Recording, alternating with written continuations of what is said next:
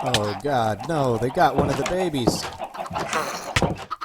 Hey, what's up everybody? This is Colin, and welcome to part 2 of my Hardcore Minecraft series, where you get to see how this noob survives 100 days in Hardcore Minecraft. When we last left our hero, we were heading back to the mines. Fairly quickly, I found a lava cave. Now, at first everything looks fairly typical, just your normal lava cave at y=12. But I was quickly overwhelmed by the sheer size of this cave. I lost track of how many branching turns I've taken at this point, and I just hope I can follow my torches home. Of course, I took no chances while I was down there. I even took the time to cover up certain areas behind me before I started to mine. I don't want any creepers dropping on my head. Eventually though, all my safety precautions couldn't prevent me from eventually being surrounded down here. I keep fighting these enchanted skeletons, hoping they'll drop an enchanted bow, but I don't know if it works that way. I explored that cave for 2 days and 2 nights, and after my bags were full, I was ready to head home. But when I tried to find my way out, I realized I was lost. After backtracking as far as I could remember, I tunneled through a random wall in frustration, and hey, my mine shaft. I know I can also get out by digging straight up, but honestly the idea terrifies me. So, thanks to a little luck, I returned with a full stack of iron. No diamonds though. It's okay. My sugarcane will cheer me up. After that, I fed the pigs and showed him what happens if you escape. This pig was the only witness, but his traumatized look says he'll share it with the others. On day 39, I did some gardening and fed the chickens. Honestly, this free-range chicken thing is a little out of hand. I also leveled up my cartographer, so he'll sell me a map I'm too scared to use. Get out of my inventory, you damn eggs. That night, a zombie stole my door. I had no idea that was possible, and it terrified me. And yes, I did take satisfaction in watching the door thief burn. The rest of day 40 was spent building. On day 41, I constructed the roof of my 3rd story. And sometime that night, the main structure of my fort was complete. And I really loved the view. On day 42, I did more chores.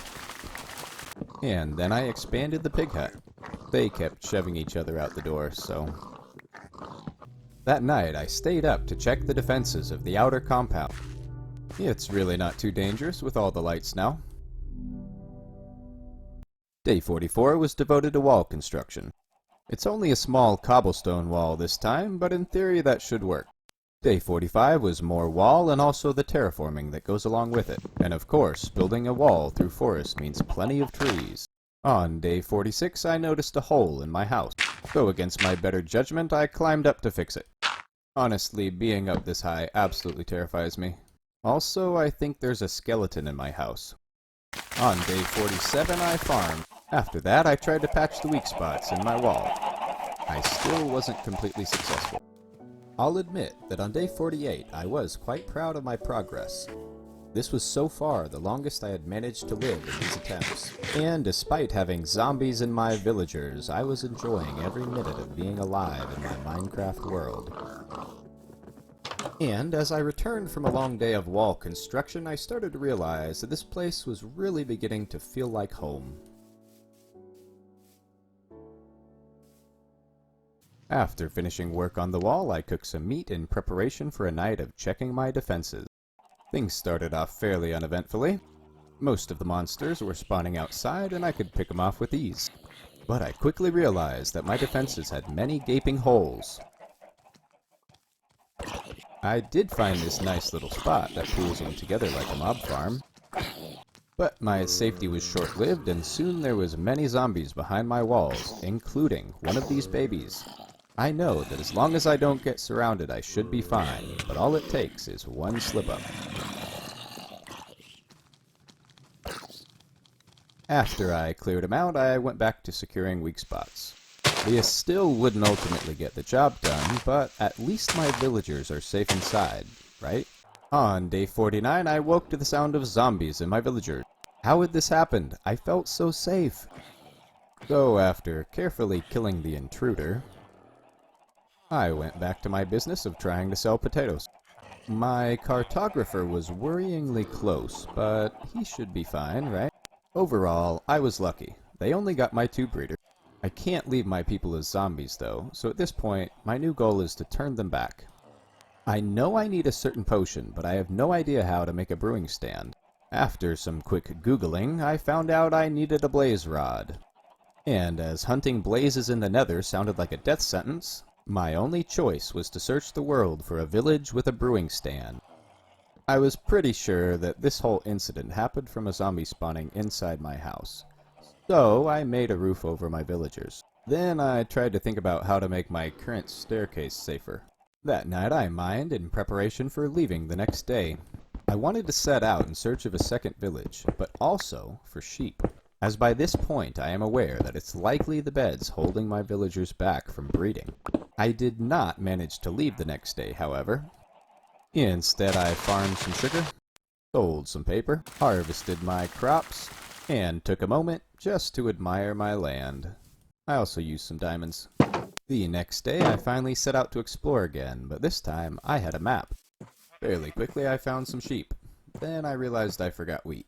So I came home and made a sheep pen to prepare, but by this point it's nighttime, so I'll have to wait.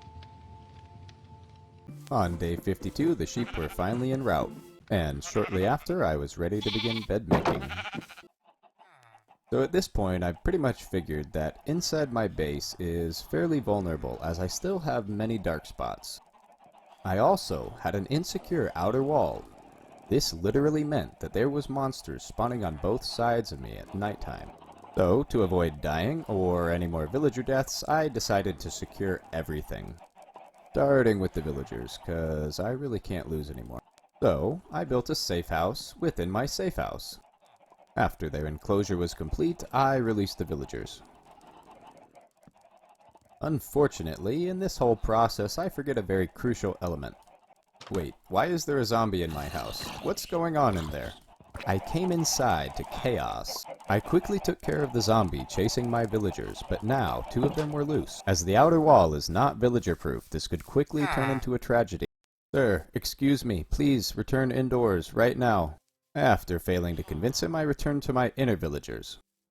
I'll have to go get that guy later, but right now I'm worried there could be more zombies in my villagers. Where there's one, there could be more. But everything seemed secure, so I returned to catching my villagers.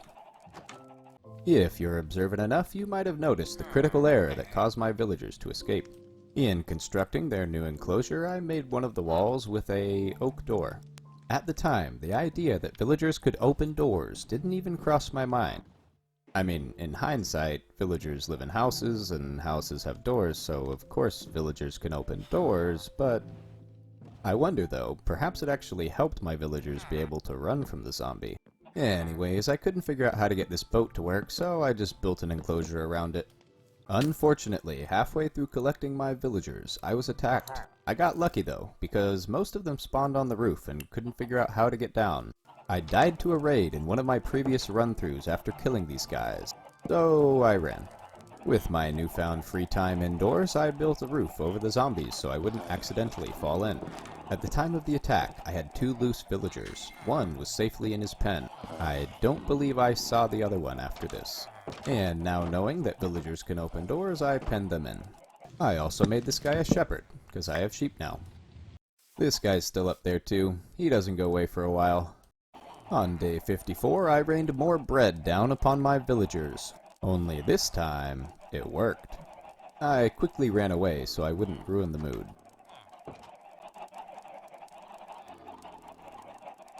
Get off the baby's bed, you stupid chicken. I also noticed the chickens can visit my zombies, which must be nice for them. I stayed up again to check my defenses. I clearly still have some problem spots. Oh god, not a burning baby zombie. Okay, please don't set me on fire again. Oh god, you set me on fire again. Go water, go! Yeah, not so fast now, are you, baby zombie? On day 55, my villager baby tried to commit suicide. As the father of a 1- and 3-year-old, this was all too familiar, so I panicked and frantically tried to patch the problem. Unfortunately, I can't figure out why this block won't place. I finally figured out my problem and a chicken gets in the way. I'm sorry, chicken. This is for the baby. And just as the baby tries to once again turn himself into zombie food, it's closed. Of course, after narrowly avoiding disaster, I rained bread down on my villagers. I also attempted to renegotiate our trade agreement regarding wool. But after offering me brown wool 3 times in a row, I just chucked eggs at him. I'm also selling potatoes now. That night, I noticed my future horse was stuck in the rain, so I built him a floating shelter. On day 56, I realized I could cook meat in the furnace. This inspired me to slaughter my pigs. I was very confused upon returning to my village, as my cartographer seemed to have escaped, apparently to breed. At first, I just chalked it up to the power of love being enough motivation to escape, Thad and the zombies next to him. Then I realized my cartographer was still safe and sound. That was a new cartographer. I still don't get villagers. Suddenly, I heard a disturbing sound from next door. My baby was trapped with the zombies. I kept breaking things to give him an escape route, but he's just a baby, and he didn't get it. Come on, baby, you can get out there. Just stop jumping. Out of desperation, I fully opened a hole in the wall, thinking I could control the zombies. I was wrong. I managed to block the door before the zombies entered the main villager compound, but for my baby, it was too late. He started attacking the rest of my villagers, so I got his attention and lured him outside. I didn't know where I was taking this baby zombie, but I knew he needed a spot for quarantine. I couldn't stand the thought of killing the little guy, and after all, I do have plans to cure them later. I figured if I could catch him, I could just deal with him later. So I ran to the well that I caught my toolsmith in. At first I lost hope, because I noticed, even when I got him inside, he could still jump out. This guy chased me for a while, but eventually I figured out that the only way he could escape was at the elevated ground next to the well. So I blocked it off, and soon my little baby zombie was safe and sound inside his well. Afterwards, I returned to check on my village. Despite the chaos, everything seemed to now be in order. Although I still had to check on my cartographer, who was now living with the zombies. Okay, there he is. He looks panicked, but he's alive. Maybe that's a little close for comfort, but what can you do? To distract myself in a productive manner, I trapped all of my chickens in that house, followed by another night of checking my defenses. At this point, I'm still having a hard time figuring out how zombies are still ending up behind my wall, but in hindsight, I think it's pretty obvious it just isn't lit up enough. On day 57, I was ambushed by skeletons while trying to prepare my first shipment of wool for the shepherd. I tried just staying outside of their range, thinking that might work, but I'm definitely playing with fire here, as low as my health is. So, after healing up, I decided direct confrontation is probably best. And after securing my sheep, I return and find out the shepherd now only takes brown wool. Guess it's back to this. Alright, I finally got white wool in the trade agreement. Still can't get away from the brown wool, though. Then I made a new farm plot. On day 58, an iron golem appeared out of nowhere? 2 of my previous runs were ended prematurely by me accidentally smacking an iron golem during zombie attacks. In fact, the name of this run was called No Iron Giants. And one thing that attracted me to this village initially was it had no iron giant. I guess he's just here to keep an eye on my cartographer, who's now a zombie. What even happened in here last night? Okay, buddy, you don't bother me, and I won't bother you. That night, I noticed my zombie baby had escaped. I found the idea of a zombie baby loose on my land to be very troubling.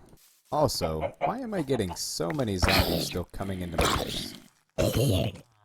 On day 59, I had another villager escape. But he was nice enough to quickly wander back to his workstation, where I trapped him. And then I made a Fletcher for the first time ever. And now needing string to make a bow, I went spider hunting at night. Day 60 brought thunderstorms, and with it, plenty of chances to keep hunting spiders. But after leveling up my Fletcher, I realized I could have just bought a bow from him. So, after a day of pointlessly hunting spiders, I consoled myself with some sugarcane. That night, this guy dropped me a cool leather hat, and I decided to wear it because it was shiny. On day 61, I set out in search of another village. I stumbled upon a skeleton horse and was unsure of how to proceed. I approached cautiously, but I was ambushed! I quickly fled for my life, but after regrouping, I was able to return and pick him off one at a time. Shortly after, I found some dogs. I knew I could tame them, and the meat wasn't working, so I decided to hit Google. After being informed that I needed bones to tame my new dogs, I put them in cages so I could come get them after I found some bones. And halfway through the process, I remembered I just killed a bunch of skeletons. I took shelter for the night in one of my puppy cages. I also learned that I could make them sit.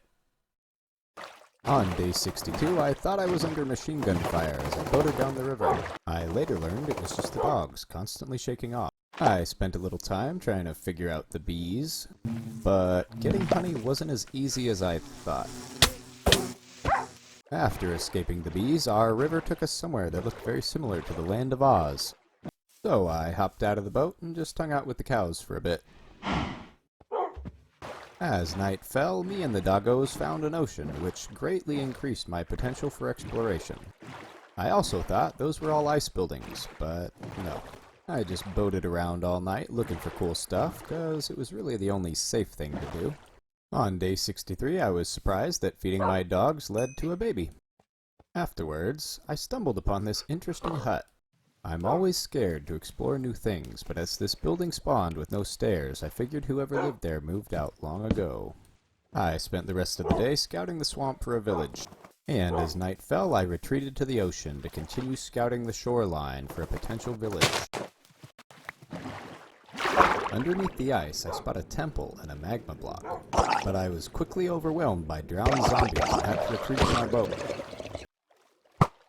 But I still cleared them all out just for that magma block. On the morning of day 64, I finally found a coastal village. Unfortunately, it was terrible. The village had about 3 houses and no interesting professions. So, after stealing the only thing in the village I found interesting, I moved on. That night, I ran into a new kind of enemy.